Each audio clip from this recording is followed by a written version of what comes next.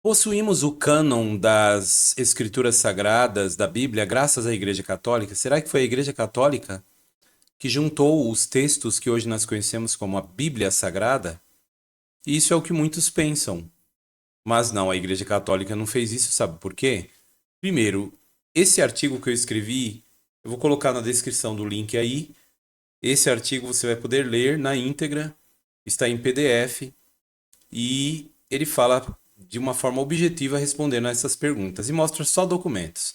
Por exemplo, ele vai falar sobre um livro, uma obra chamado O Diatessaron. É como se fosse um tratado, na verdade. E esse documento é datado como da época do século II ali, anos 150 até 170. Atribui-se a Taciano o primeiro a escrever e compor o Diatessaron. Ele, dia significa através, e Tessaron vem de Tessara, que significa quatro.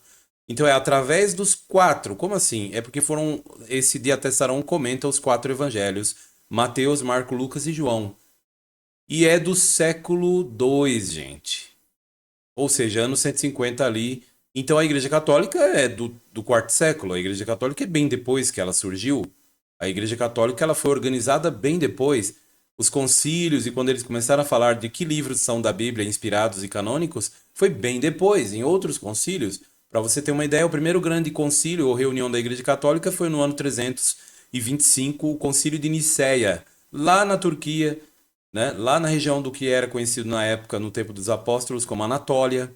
E muito antes disso, no século II, já tinham pessoas que consideravam passagens como dos evangelhos, ou seja, a obra de Atessarão. Então esse documento ele demonstra que a afirmação de que a Igreja Católica está por detrás da formação da Bíblia e do cânon da Bíblia, os livros que são canônicos ou não, é uma conversa falha. É uma conversa que não tem base nos documentos. Por exemplo, a gente pode ver aqui teve pessoas como Policarpo, né? Policarpo, ele era um bispo ou ancião da região lá da Anatólia, o que é conhecido hoje como Turquia.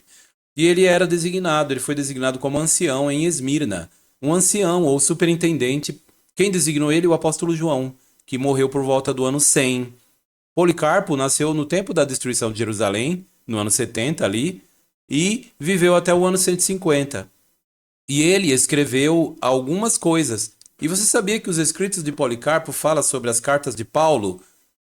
É sim, ele fala sobre as cartas paulinas no século II, ou seja, no ano cento e pouco. Foi Policarpo já falava do que era parte da Bíblia e o que não era.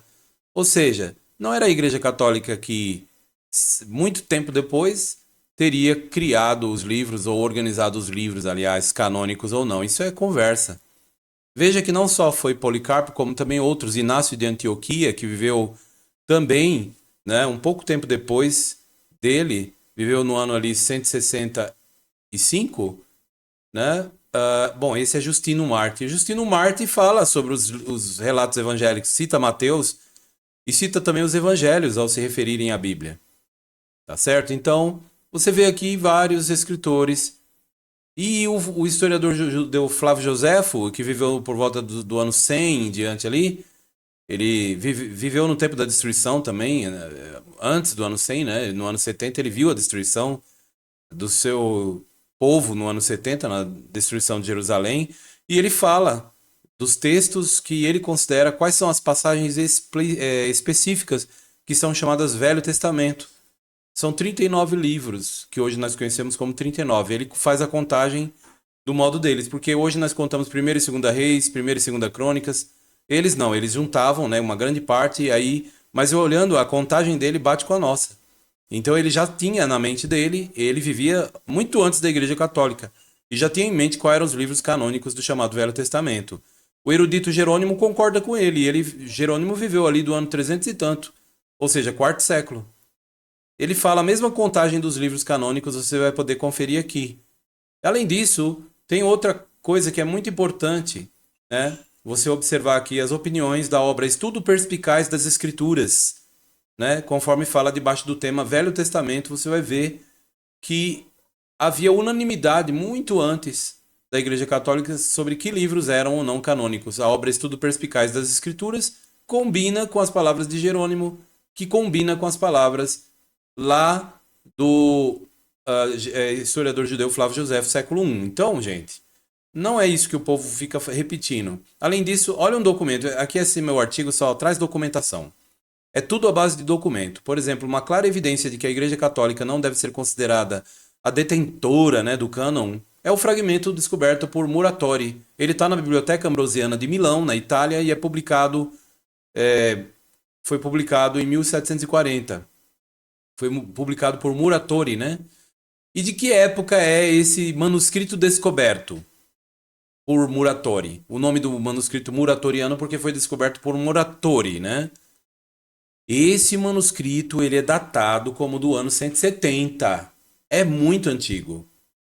E esse manuscrito ele fala dos evangelhos, Mateus, Marcos, Lucas e João. Viu só? Então, ele fala de detalhes das epístolas, né, de Paulo, fala das cartas de João, fala do Apocalipse, fala das cartas de Timóteo, Tito. Então, gente, é datado do ano 170. Fica claro que a Igreja Católica nem sequer estava organizada de forma alguma, porque o primeiro concílio da Igreja foi no ano 325, e depois teve outros grandes concílios, 381, Concílio de Constantinopla, para depois ter outros, onde eles falaram sobre a canonicidade e que livros eram sagrados ou não. A opinião da Igreja Católica já vinha, o carro já estava andando há muito tempo. Por exemplo, aqui você pode então analisar todos esses escritos históricos, documentos antiquíssimos pré-Igreja Católica, e esses pontos que nós observamos então pode ser resumido da seguinte forma: textos em vários idiomas, muitos antes da Igreja Católica, já continham o chamado Novo Testamento. Aqueles nomes que eu falei de pessoas que viveram antes da Igreja Católica e que eu coloquei em letras verdes nesse artigo, como por exemplo, aquele primeiro, né, um dos seguidores que foi colocado como ancião em Esmirna, Policarpo, viveu no ano cento e pouco, né? Nasceu no ano 69 e morreu no ano 150. Ele já falava das cartas de Paulo, gente. Então o que aconteceu é que os escritos do chamado Novo Testamento, assim que os apóstolos escreviam e mandavam entregar nas igrejas ou congregações chamadas eclésias em grego, ali já era canonizado, porque eles juntavam e transmitiam para outras e ali já era considerado escritos sagrados. E ali quando tinha a carta de Paulo, cada carta ia chegando, era traduzida para os idiomas, o idioma grego, por exemplo. Paulo escreveu para Corinto. É lógico que ele escreveu em grego, porque lá em Corinto, na região da Grécia, todo mundo falava grego. Então os apóstolos escreveram em grego porque eles não ficaram em Israel.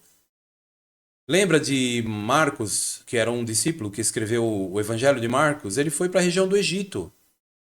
E lá no século I já foi traduzido a Bíblia para o copta. Então nós temos textos em coptas, como o manuscrito copta antiquíssimo. Os eruditos coptas atribuem alguns textos ao século II. E o manuscrito em copta tem cópias do século III, muito antes da Igreja Católica. Então, o Diatessarão, que nós consideramos, ele é bem antigo e ele é do século II, demonstra que os evangelhos já eram conhecidos.